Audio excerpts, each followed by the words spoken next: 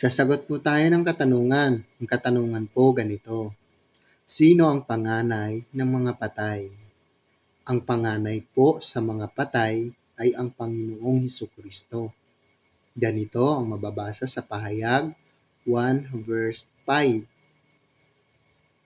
At mula kay Hesukristo na siyang saksing tapat na panganay sa mga patay at pangulo ng mga hari sa lupa, doon sa umiibig sa atin at sa nagkalag sa atin sa ating mga kasalanan sa pamamagitan ng kaniyang dugo. Kaya ang tanong po ninyo, sino ang panganay ng mga patay? Ang panganay po sa mga patay ay ang Panginoong Hesukristo.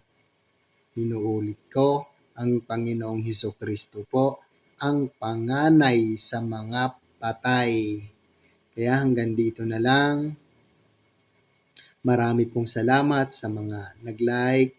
Marami din pong salamat sa nag-share para maikalat sa iba. Pagpalain po kayo ng Diyos. Lagi po kayong mag-iingat. Bye-bye!